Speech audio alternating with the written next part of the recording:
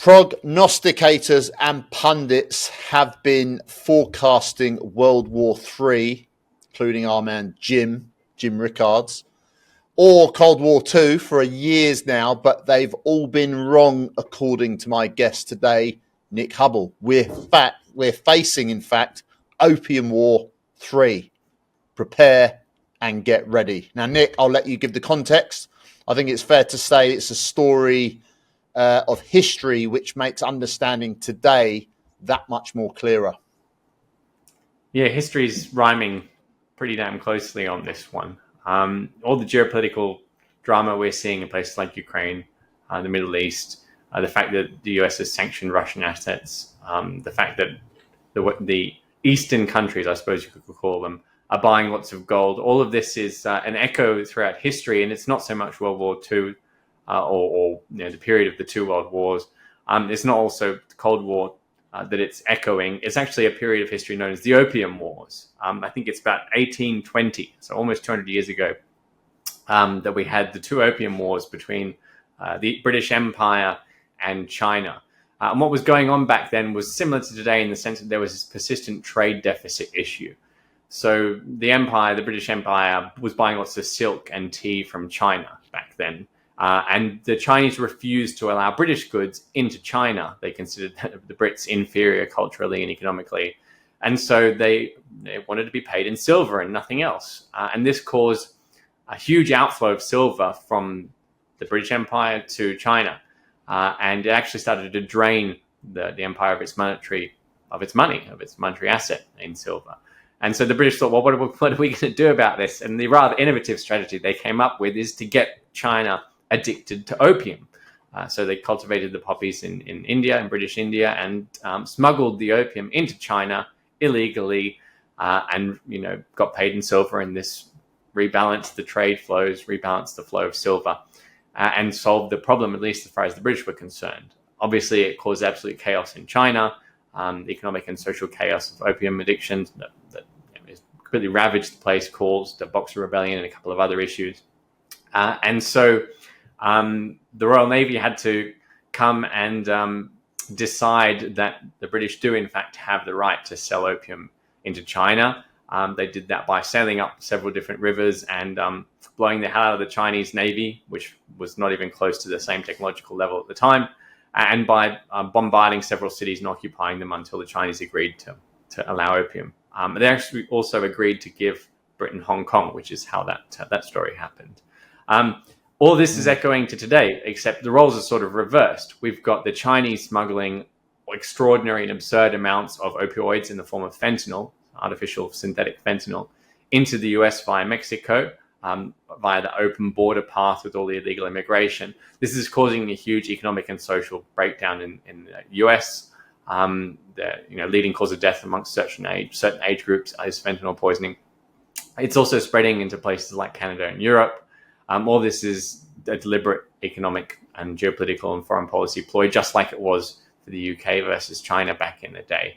And now, extraordinarily and seemingly out of nowhere, we've got President Trump tweeting, or not tweeting, whatever you call a post on Truth Social, which is his social media platform. He announced 10% tariffs on Mexico and China because of fentanyl specifically, because of the opioids specifically, and the refusal of China and Mexico to crack down on the illegal fentanyl smuggling trade. So this is a trade war because of opioids happening all over again. This is an extraordinary echo of history, and so we're calling it not World War III specifically. We are calling it the Opium War 3. Yes, it's not many people understand those parallels. I think it's just a bit because obviously the world wars at the start of the 20th century was a lot bigger thing. I don't know, but one people that do remember is China. They've got long memories, right, and it's sort of been ingrained in that culture ever since. But do you think Trump is bluffing, using it as a negotiating tactic? Well, the argument there is whether or not he's trying to use the threat of tariffs to actually get the likes of China and Europe to lower their tariffs. In other words, is he saying to Europe and China, we're going to give you a taste of your own protectionist medicine, and you can either bring your tariffs down or face our tariffs. And obviously, the American trade deficit is so large that he's got a point, right? Yeah. I don't know what's going on in Trump's mind as far as that is concerned. I can't tell whether he's actually pro-free trade and he's trying to, bully the rest of the world towards a free trade position, or whether he's actually in favor of tariffs. What I think he's doing by linking this issue of trade to fentanyl is that he's claiming the higher moral ground. So if we go back to 2020, there was this issue of the Uighur genocide in Xinjiang in China. Yeah.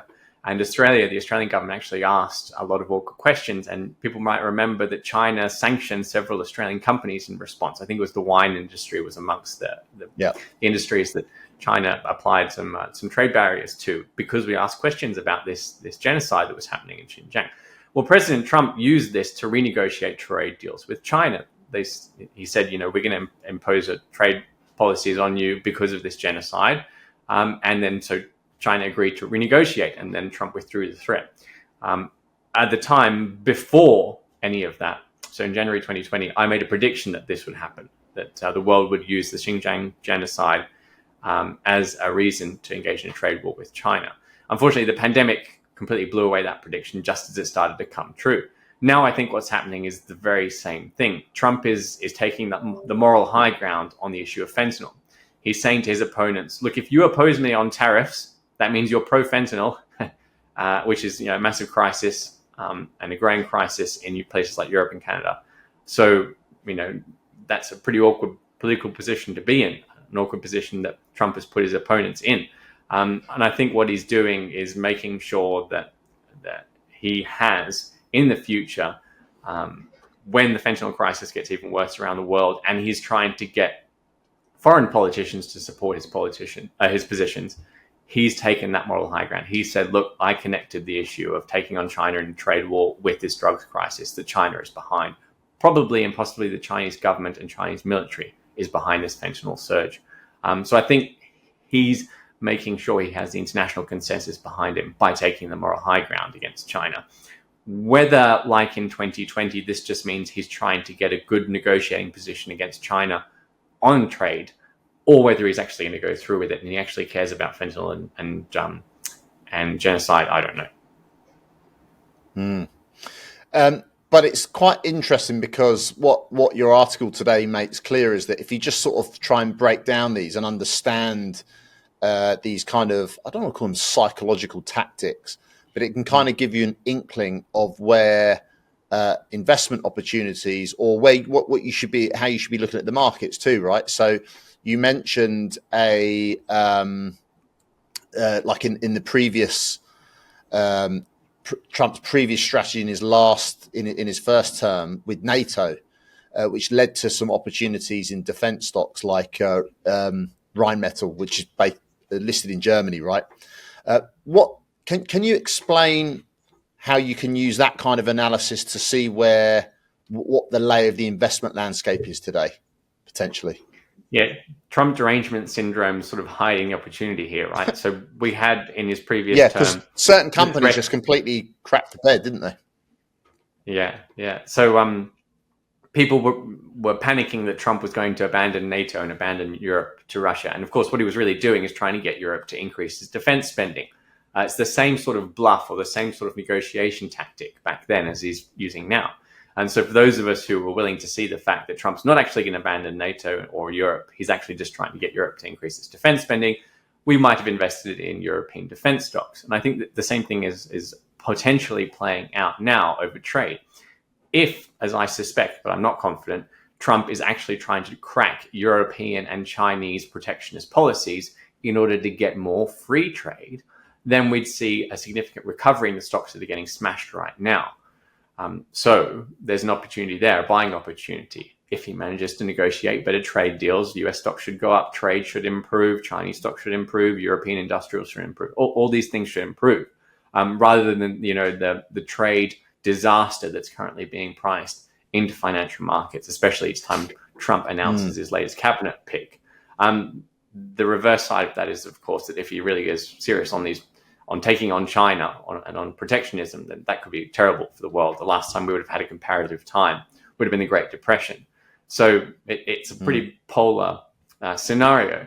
The thing is, you can sort of play that second scenario by owning a lot of gold, because the more the US throws around its weight in terms of geopolitics and the international trading system, the more countries like China and Russia want to own gold instead of US assets. Obviously, if we're sanctioning Russia, if America is sanctioning Russia over the invasion of Ukraine, then it's likely to sanction China over trade war policies, over genocide, over Taiwan, over fentanyl even.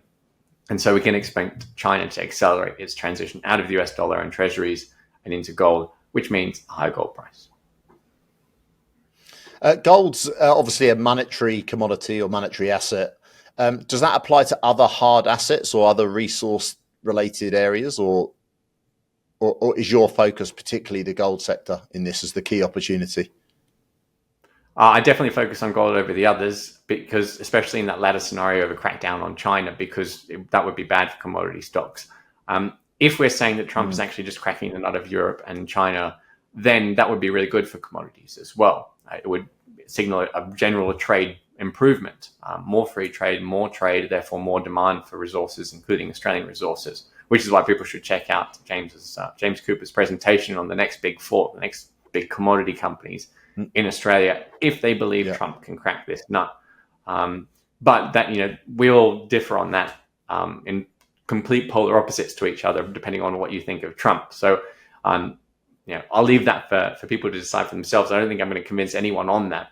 But there is this track record from 2020 and from the NATO defense story that Trump has been successful in these sorts of bluff maneuvers, where he takes almost the opposite position. It's almost reverse psychology, right? He takes the exact opposite position to what he's trying to achieve, and then everyone comes out and opposes him, and then he just agrees with the opposition, says, yeah, I wanted free trade all along. Or I wanted this deal with China all along. Or I wanted peace with North Korea all along.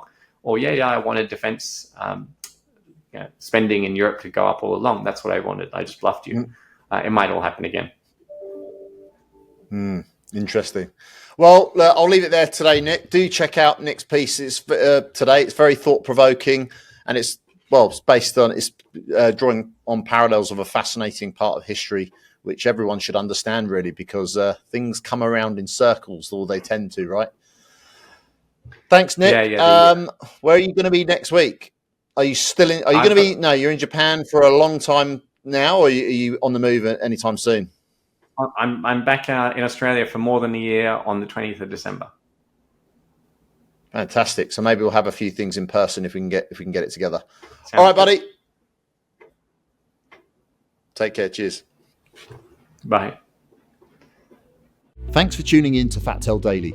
If you're ready to take a new approach to building wealth, avoiding the same old mainstream ideas and investigating new market trends, then make sure to hit the subscribe button and turn on post notifications so you don't miss a single video. And as a thank you, we've got a free report just for you.